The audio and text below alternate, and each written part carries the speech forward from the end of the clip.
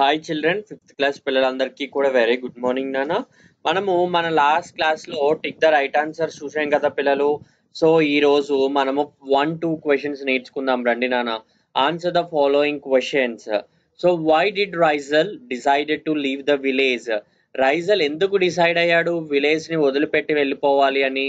రైజల్ decided to left his village because there was no food, no love and no future. అంటే చూడన్న రైజల్ కి decide చేసుకున్నాడు ఎందుకని village నుండి వెళ్ళిపోవాలనుకున్నాడు కదా. ఎందుకు అంటే వాళ్ళ ఫ్యామిలీ కష్టాలని చూసి, ఎందుకంటే ఫుడ్ తినడానికి ఆహారం లేదు, కనీసం ఎవ్వరూ కూడా తన పైన ప్రేమను చూపించట్లేదు. అదే విధంగా తనకి ఆ పల్లెటూరులో ఉంటే ఎటువంటి భవిష్యత్తు ఉండదు, తన తల్లిదండ్రుల్ని బాగా చూసుకోలేను అని చెప్పి తను ఏమయ్యాడు నాన్న, పట్టణానికి వెళ్ళిపోవడం జరిగింది కదా. So Raizal decided to left his village because there was no food, no love and no future. So second question చూడనా, how did Rizal earn his living? అంటే తను జీవనాధారం కోసం ఏం చేశాడు? రైజల్ క్లీన్డ్ కార్స్ అంటే కార్లని శుభ్రం చేశాడు.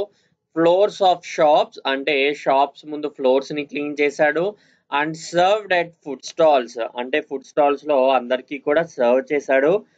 Next he started shoe polishing. Next ఏంటన్నా, హీ స్టార్టెడ్ షూ పాలిషింగ్. తర్వాత ఏం చేశాడన్నా, అతను షూ పాలిష్ చేయడం జరిగింది.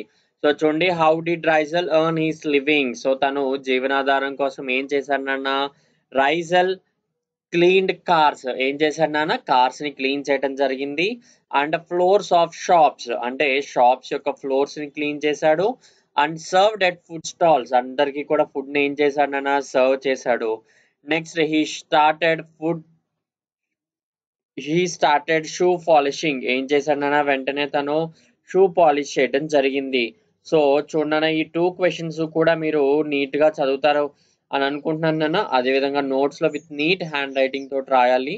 ఓకేనా పిల్లలు? సో 2 క్వశ్చన్స్ చాలా చిన్నవి కాబట్టి మీరు ఏం చేయాలన్నా, ఒకసారి మీరు ఇక్కడ ఇవన్నీ కూడా టిక్ ద రైట్ ఆన్సర్స్ కానీ మీనింగ్స్ కానీ మీరు క్లియర్ గా చదివి ఒకసారి క్వశ్చన్స్ చదువుతారని అనుకుంటూ ఈ వీడియోని ఇక్కడితో ఎండ్ చేస్తున్నాను పిల్లలు.